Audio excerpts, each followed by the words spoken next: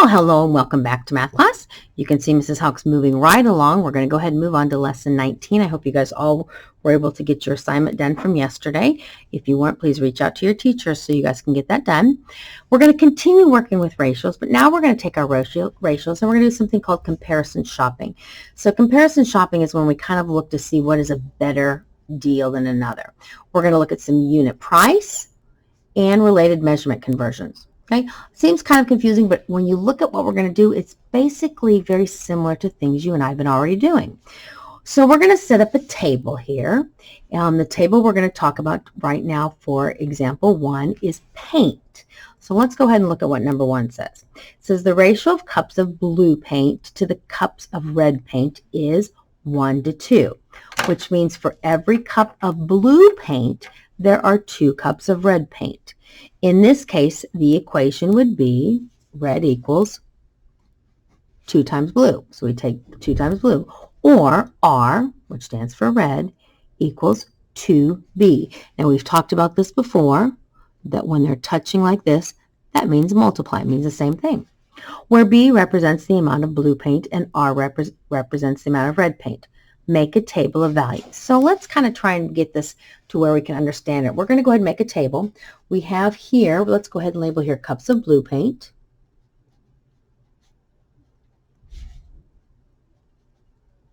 So go ahead and put your label in your first box.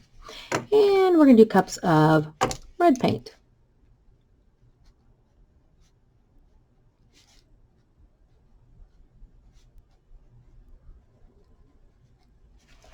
All right, so we have our 2 different colors of paint. Now let's go ahead and let's reread to make sure we understand. It says the ratio of cups of blue paint to cups of red paint is 1 to 2, which means for every cup of blue paint, there are 2 cups of red.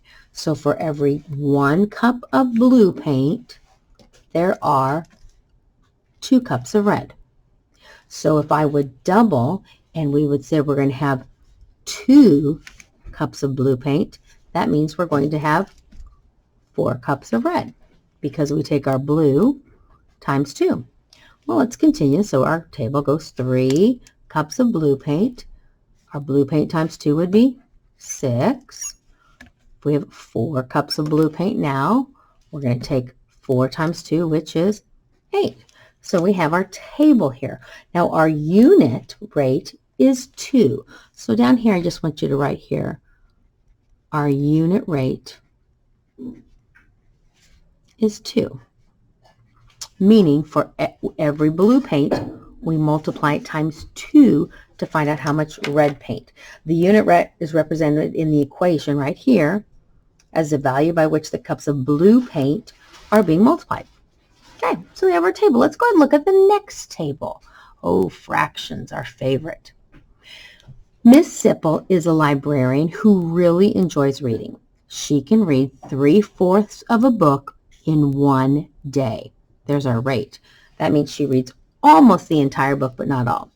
This relationship can be represented by the equation days equals 3/4 times books, which can be written as D equals 3/4 times B, where B represents the number of books and D represents the number of days.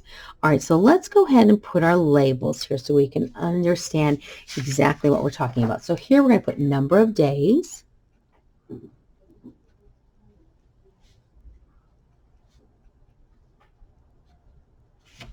And down here we're going to put number of books.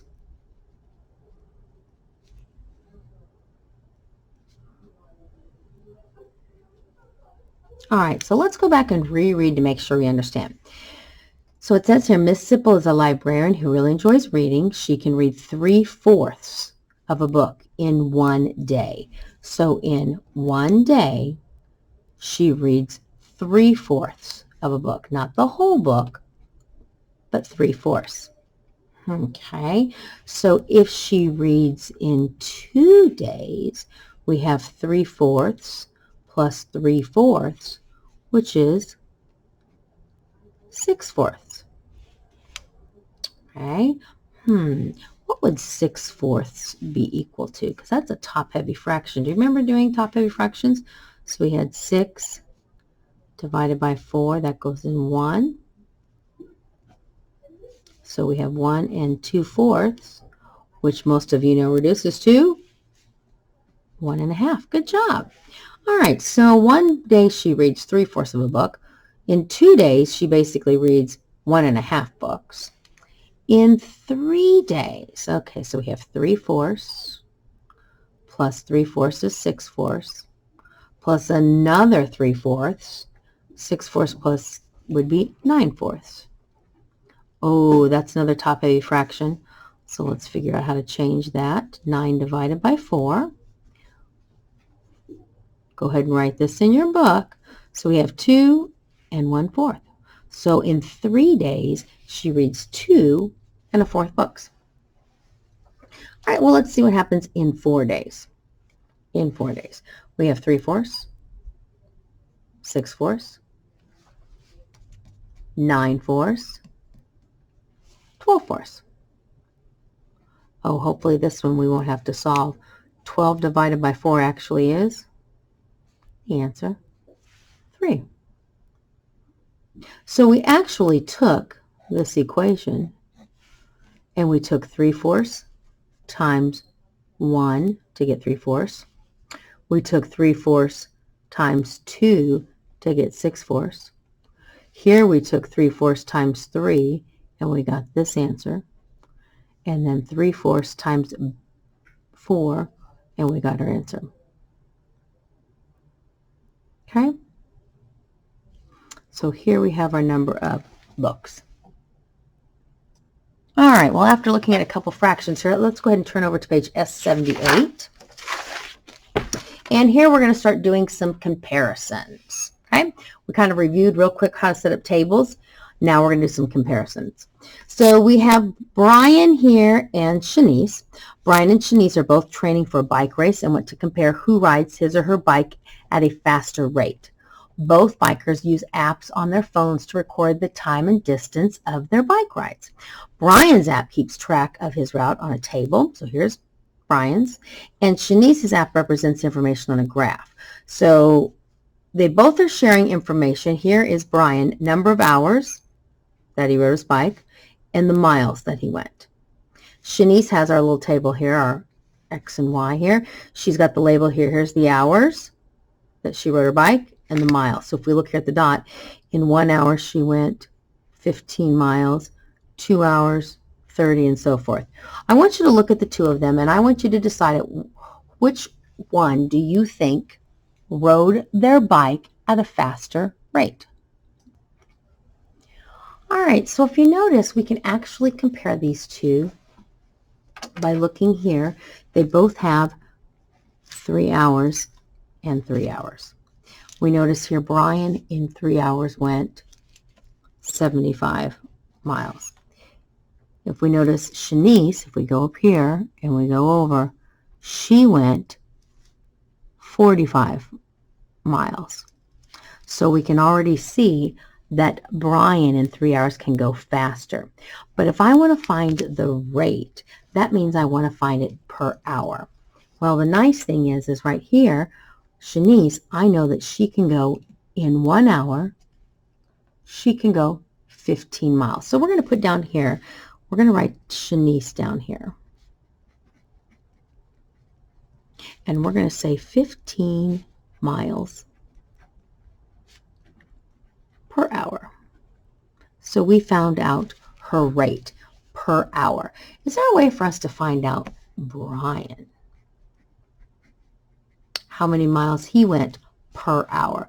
Go ahead and take a second and see if you can solve how many miles Brian went in 1 hour. All right, so one of the ways I thought maybe I could find out miles per hour for Brian is I just went ahead and decided to make a table here. I already know that 3 hours is 75 miles.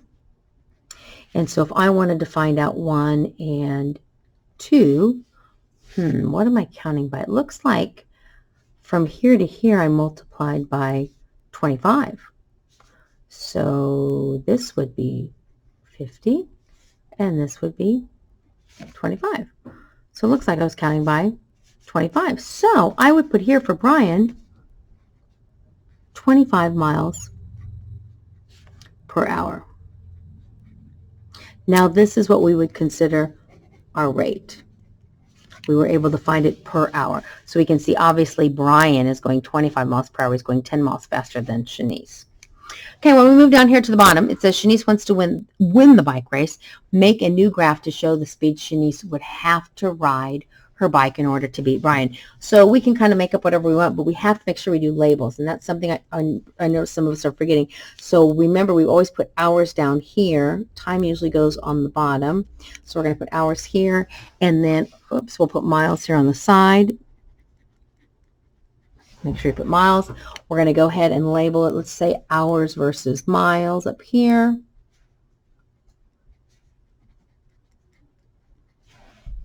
Then we have to label. We're going to go ahead and label. Well, up here we had on the top, we went up to 5 hours. So let's go ahead and label down here 5 hours. Let's see if we can maybe skip here to give us a little bit of room. So 1, skip 2, skip 3, skip 4, skip 5. Okay, we did that. Now we're going to have to count by some miles on the side. Let's go ahead and count by maybe 15s. So we know that this is 0 down here. Let's put here 15. Then I'm going to do 30, 45, 60, 75, 90. Let's go 105, and we'll stop right there. So I kind of am making a pattern of what I'm counting by here on my y-axis. Now we want to make sure that this time Shanice wins the race. So in 1 hour, we already know that Bryce goes 25 miles per hour and Shanice goes 15. So we need to make sure that she goes more than 25. So I'm going to say let's go over 1 hour. And let's have her go 30 miles per hour. And so if she goes 30 miles per hour, she's obviously going to be going faster than Brian this time. So let's see. Obviously in 1 hour, if it's 30, 2 hours would be 60. And 3 hours would be 90. So we can kind of see we're making our little chart. Eventually our line's going to go, look, it's going to be kind of crooked here, but so we're going to be kind of going up. So now we've made a new graph to show the speed that Shanice would have to do in order to beat Brian. She's going to have to go over 25 miles per hour. And we decided to make it something simple and make her go 30 miles per hour. All right, when you are done making this on your graph, go ahead and turn over to the next page. All right, so let's look at one more problem here for today. And it says, Braylon and Tice both work at a department store and are paid by the hour. The manager told the boys they both earn the same amount of money per hour, but Braylon and Tice did not agree. They each kept track of how much money they earned in order to determine if the manager was correct. Their data is shown below. Okay, so here Braylon has this equation. Let's put a little box here. Okay, so where H represents the number of hours. So here's his H. So if he worked 1 hour, we'd take 1 times 1050. If he worked 2 hours, 2 times 1050, and so forth. And then it says here, M represents the amount of money. So that's how much money he's going to be made. So Braylon has an equation. Tice decided to set up a table. And so Tice has, obviously, if he works 0 hours, he gets $0. If he worked 3 hours, he made $34.50. If he worked 6 hours, he made $69. How much did each person earn in 1 hour? Well, let's go ahead and write Braylon's name right here. Let's start with Braylon. And so Braylon has this nice equation up here. So we're going to go ahead and write the equation. M equals $10. And remember, this is money, so we're going to write 50 cents. And it's H. Okay, so we know that when they're touching like this, it means multiply. We want to put in 1 for the hour. So let's say money equals $10.50, and we're going to take it times the number of hours. We said 1 hour, so let's put here times. I'm going to put a star for my times 1. Well, what's 1050 times 1? Well, that's easy. He's going to make $10.50 in 1 hour. But now we need to figure out how much Tice makes. So let's come over here and do Tice. So we could actually try and do the table and figure it out. But I think I'm a big proportion person. And so I think I'm going to come over here and I'm going to do a proportion with Tice. So I'm going to set up kind of like what we did yesterday. Do something like this. My labels are going to be hours to dollars. I'm going to put dollars like that for my label. So we have to do the same label over here and dollars. So I obviously don't want to use the numbers 0 in my ratio because that's not going to help me solve it. So I'm going to go ahead and I'm going to use this first one right here. So let's go ahead here and say 3 hours and $34.50. The question is, how much did each person earn in 1 hour? So we're going to put 1 hour here. We're going to have to cross multiply here and divide by 3 to find out how much money Tice made in 1 hour. See if you can solve that problem for me. All right, so if we cross multiply, obviously, we're going to do here $34.50. Well, if we take it times 1, which we already know is $34.50, now we have to take that answer and divide it by 3. So if I divide it by 3, let's see how much Tice makes in 1 hour. He makes 11.5, but we don't write money that way, so we're going to have to add a 0 here. Tice makes $11.50 in 1 hour, and Braylon makes $10.50 in 1 hour. Let's go up here. What did the manager say? The manager told the boys they both earn the same amount of money per hour, but the boys didn't agree. So was the manager correct? And obviously we have just proven that the manager was not correct. So was the manager correct? The manager was not correct.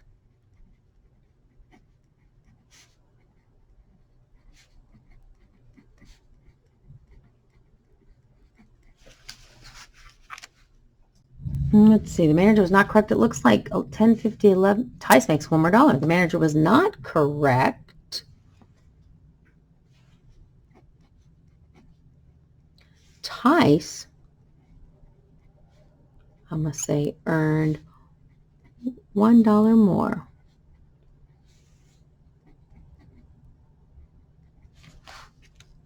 Than Braylon. All right, so we're going to stop there for today before I kind of blow your minds out, and we're going to look at some comparison things some more tomorrow.